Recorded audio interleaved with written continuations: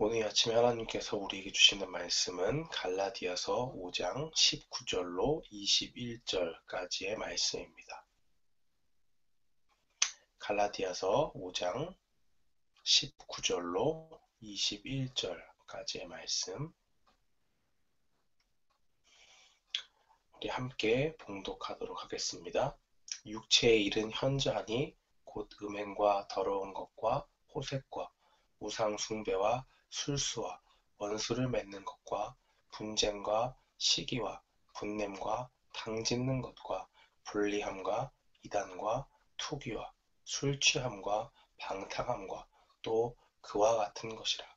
전에 너에게 경계한 것 같이 경계하노니 이런 일을 하는 자들은 하나님의 나라를 유업으로 받지 못할 것이요. 아멘.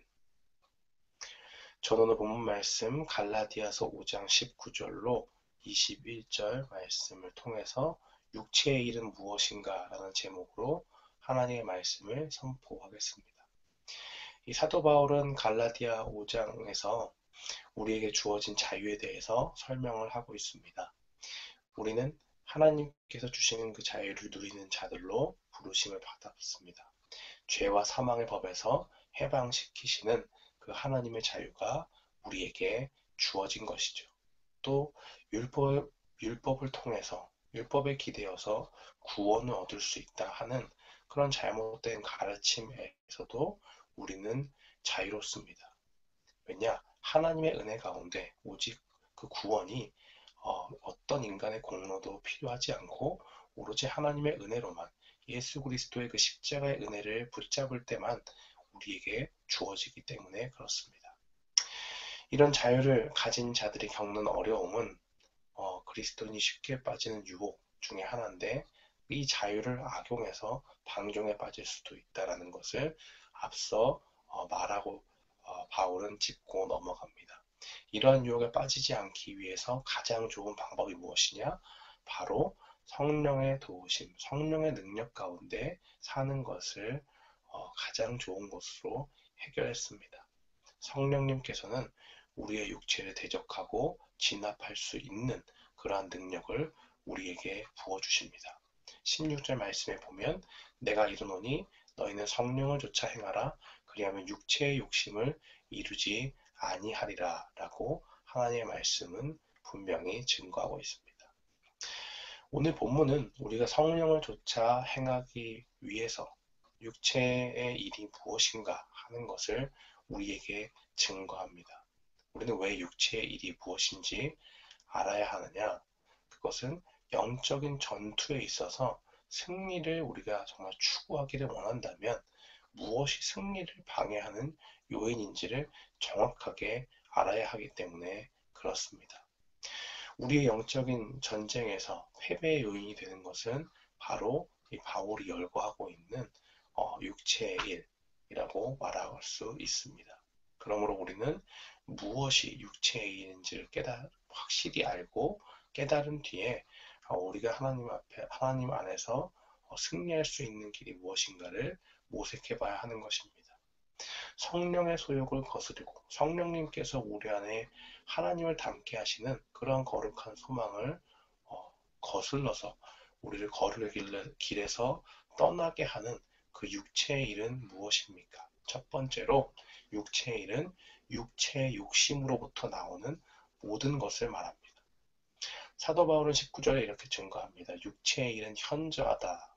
이 현저하다라는 말이 잘 와닿지 않지만 와닿게 번역을 한 그 번역본을 보면 분명하다라고 이야기합니다. 육체의 일은 딱 봐도 확연하게 드러난다 라고 그렇게 말하는 것이죠. 너무나도 분명하게 육체의 일은 문제를 일으킵니다. 어떤 문제냐? 성령님께서 우리의 삶을 주장하지 못하도록 그렇게 방해를 하면서 나아간다는 것이에요. 성령님께서는 우리가 성령님을 좇아 행하게 되면 성령 안에서 살게 되면 우리 안에 하나님의 뜻이 있고 그 뜻 가운데 살아가기를 열망하게 만드는 것이 바로 성령님의 일이라면 육체의 일은 무엇이냐? 우리의 영혼을 16절 말씀에 나온 대로 육체의 욕심을 따라 살도록 하기 때문에 그렇습니다. 이 육체의 욕심은 한마디로 타락한 본성에서 나오는 악한 행동과 생각들을 가리킵니다. 우리가 타락하기 이전에는 하나님과 함께 있고 하나님의 뜻 가운데 거했습니다. 그러나 타락한 이후에는 우리 안에 있는 하나님의 형상이 일그러졌고 이제는 우리 마음 가운데서 하나님의 일들을 갈망하기보다는 우리가 죄를 지을 수밖에 없는 존재로 연약한 그러한 타락한 본성 가운데 놓여진 것입니다. 이 육체의 욕심에 대한 구체적인 예는 무엇이냐? 19절 하반절의 음행으로 시작해서 바로 다음에 나오는 방탕함에 이르는 15가지의 대표적인 죄악들을 나열하고 있습니다. 그렇다면 이것이 육체의 욕심을 따르는 자들의 모든 그 죄악의 목록이냐? 그렇지는 않습니다. 왜냐하면 21절에 그와 같은 것들이라고 그 외에도 이 15가지의 구체적인 죄악을 대표한 육체의 일을 대표하는 죄악들 뿐만 아니라 이러한 모든 것들 따르는 그런 동류가 있다는 것을 이야기하는 것이죠. 같은 맥락에 있는 것들. 그러니까 육체의 일은 단순히 15가지가 아니라 그 외에도 모든 악한 본성에서 나오는 여러 가지 것들이 있다는 것을 말하고 있습니다. 즉, 타락한 본성은 15가지 뿐만이 아니라 여러 가지 그 외에 수만 가지 악한 육체의 일을 도모한다는 것을 우리가 볼 수가 있는 것이고 우리 안에 악함이 깊게 뿌리 박히게 되면 우리가 셀 수 없을 정도로 인간은 악마의 모습으로 변할 수도 있다는 것을 분명히 보여주고 있는 것입니다. 둘째로 육체의 일, 특별히 여기에 나온 15가지 죄악된 모습은 어떻게 나눌 수 있느냐? 학자들마다 조금씩 의견이 다르지만 저는 이것을 크게 4가지 영역으로 선포하고자 합니다. 첫째는 성의 영역입니다. 16절 하반절에 나온 음행과 더러운 것과 호색에 해당하는 단어들은 보통 어떻게 번역이 되느냐? 간음으로 번역이 됩니다. 이것은 기본적으로 미혼 남녀 간의 어떤 육체적인 관계를 말할 때 쓰이는 것이 보통이지만 모든 종류의 비합법적인 성행위를 남녀 간의 육체적인 관계를 말한다고 볼 수 있습니다. 더러운 것이라는 것은 정상적이지 않고 약간 이상하고 변태적인 것이라고 볼 수 있고 이 호색은 아주 추잡한 행위로 번역이 가능합니다. 즉 이것은 무엇을 말하느냐?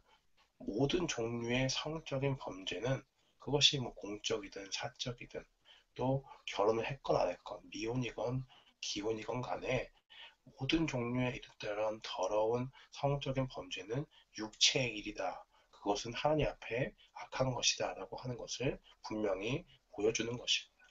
이것이 첫 번째 영역, 성의 영역으로 볼 수 있습니다. 두 번째 영역은 종교의 영역입니다.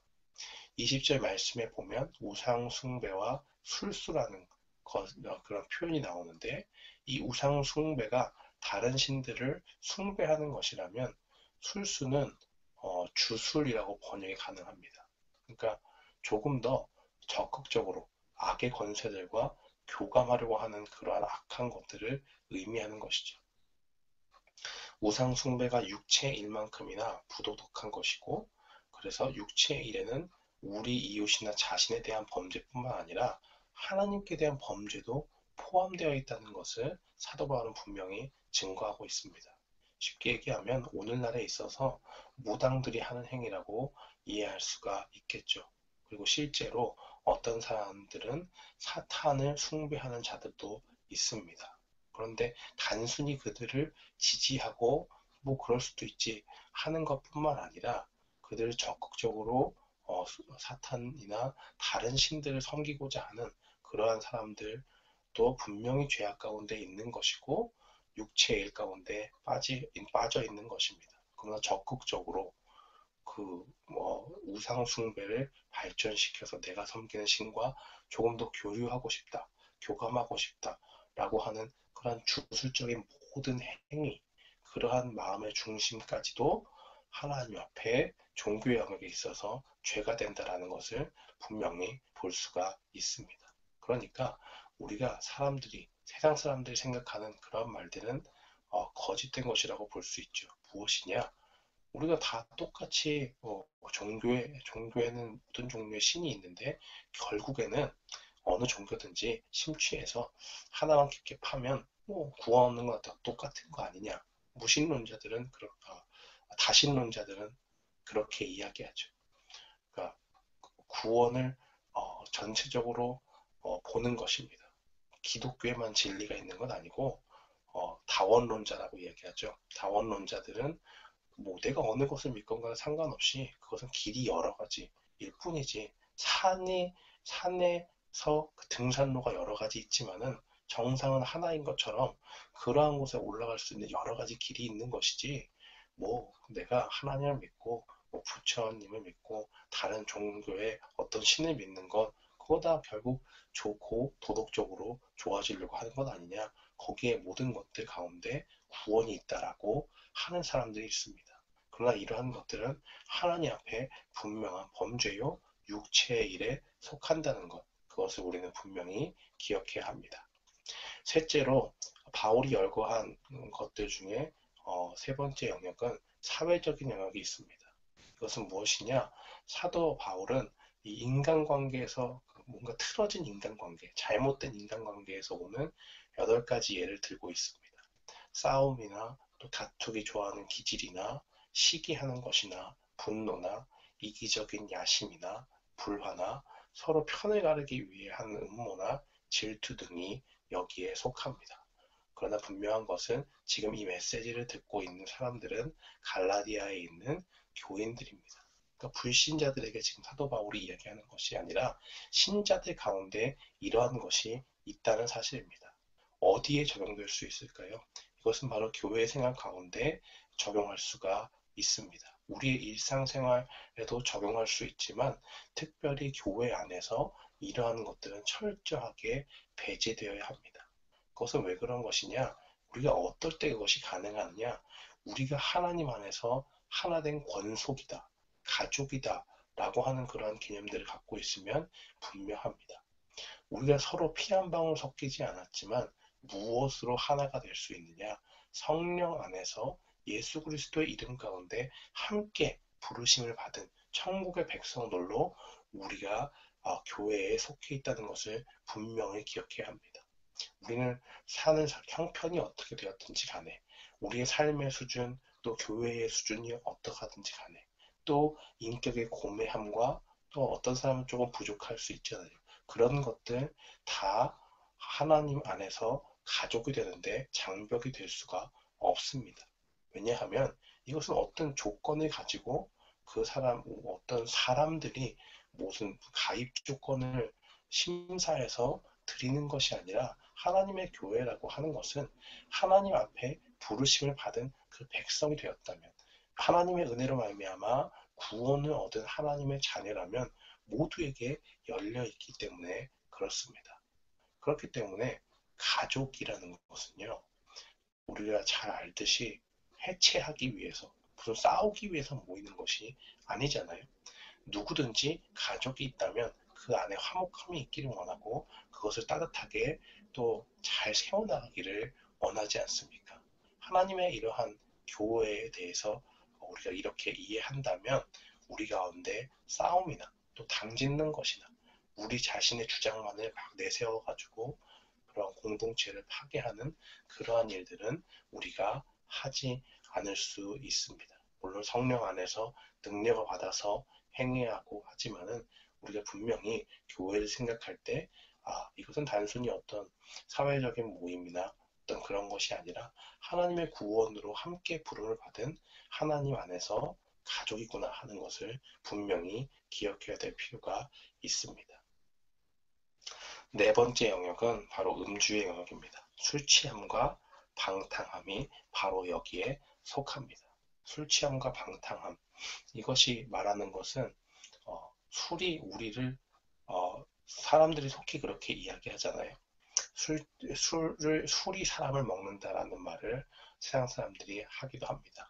왜 그렇게 이야기하느냐? 술을 마시게 되면 뭐 한두 잔 정도는 뭐 가능할 수 있지만 그것이 가져다 주는 결과가 무엇이냐? 결코 한두 잔으로 멈추지 않고 계속적으로 먹게 만들고 또한 그 술 취함 자체가 술 자체가 나쁜 것이 아니라 어떤 것을 더 나아가서 이야기하고 있는 것이냐, 술 취함이 사람을 지배하게 만든다는 그러한 것을 나타내고 있습니다. 그것은 방탕함과 결코 동떨어져 있지 않죠. 왜냐, 술 주정뱅이라는 그런 말도 쓰고요. 우리가 술 취한 자들이 맞는 결과가 무엇이냐? 술을 많이 마시고 실수를 하게 되지, 그것을 가지고 사람이 더욱더 도덕적이 되고 이런 것들은 전혀 찾아볼 수가 없습니다. 어떤 큰 문제의 원인이 된 것, 특별히 한국 사회에서는 그러한 것들이 더욱더 많이 드러나고요. 술로 인해서 범죄가 일어난다든지 어떤 사고가 일어난다든지 이런 것들이 실생활에서 우리는 바라볼 수 있는 것이고, 더욱더 한 단계 나아가서 생각을 하면 술 취함은 사람을 통제하는 그러한 어마어마한 힘이 있다는 것을 분명히 기억해야 합니다. 자기 자신이 절제가 되지 않고 그 술이라는 것이 자기 자신을 통제하고, 나는 통제력을 잃고, 진짜 그 세상 사람들이 흔히 하는 말로 술이 사람을 먹는 것과 같이 완전히 술이 그들을 지배하고 그들의 절제함을 완전히 없애버리고 해서 방탕한 가운데 나아가고, 모든 문제를 제기하는 것과 같이 육신의 일도 또한 그러한 영역이 있다는 것을 우리는 분명히 기억해야 될 필요가 있습니다. 사도 바울은 성과 또 종교 또 사회적인 부분 또 음주의 영역에서 나타나는 이러한 육체의 일의 목록 끝에 엄중한 경고를 하고 있는 것을 봅니다.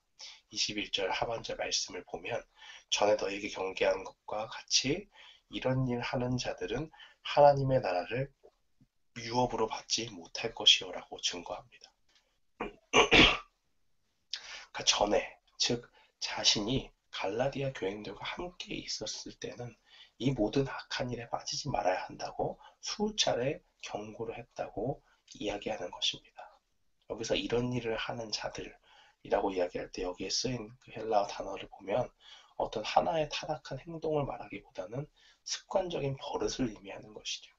그러니까 너희가 이전에는 이러한 버릇들이 있을 줄 안다. 그러나 이러한 것들은 육신에 속한 일이고 육체의 일이기 때문에 성령님의 일을 감당하지 못하게 만든다. 그러므로 우리는 우리 안에 있는 습관적인 그 악의 모습들을 버려나가는 것이 중요하다라고 그렇게 이야기하는 것입니다.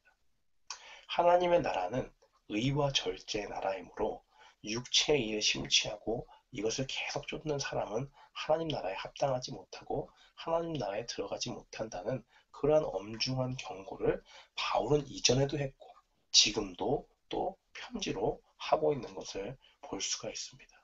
이런 모든 일은 육체의 욕심을 따라 사는 것들의 대표적인 모습입니다. 그리고 이런 일들을 추구해 나가는 것은 참된 그리스도인의 모습이 될 수가 없습니다. 그러므로 우리가 살아가면서 우리 안에 악한 욕심의 모습들을 버릴 수 있도록, 우리 안에 찢기처럼 남아있는 그 육체의 일들이 있다면 그것을 버릴 수 있도록 성령님의 도우심을 구하고 나가는 것이 중요합니다. 사랑하는 성도 여러분, 우리가 이 땅 가운데 살면서 우리의 몸이 또 마음의 원함이 이러한 악한 것들에 이끌려 나갈 수가 있습니다. 이것은 우리에게 매우 타락한 본성에게 익숙한 그러한 것이고, 우리 안에는 우리가 이 육신의 질고를 가지고 살아가는 가운데에서는 끊임없이 우리 인생의 끝날까지 이것이 우리를 분명히 괴롭힐 수 있습니다. 그러나 우리의 마음에 하나님을 향한 마음과 동시에 악함을 쫓고자 하는 그런 타락한 본성의 흔적 가운데서 갈등할 때 우리는 분명히 기억해야 됩니다. 사도 바울은 이것들이 육체의 일이고 하나님 앞에 범죄가 되고 또 하나님 나라에 들어가기에 합당치 않은 일들이라고 분명히 경고하고 있습니다. 우리는 타락한 본성대로 사는 불신자들이 아니라 성령의 능력을 힘입어서 죄악된 모습과 싸우며 살아가는, 그래서 날마다 승리를 쟁취해야 하는 그러한 하나님의 자녀로 부르심을 받았습니다. 죄가 우리 앞에 늘 있지만 우리는 죄를 다스리는 삶을 살아야 하는 것이죠. 오늘도 이 말씀 기억하고 우리 안에 육체의 일을 멀리하고 성령의 능력 가운데 승리의 삶을 사는 저와 여러분이 되기를 주님의 이름으로 축원합니다. 아멘. 각자 기도 제목 가지고 기도하시고 돌아가시면 되겠습니다. 다 같이 기도하겠습니다.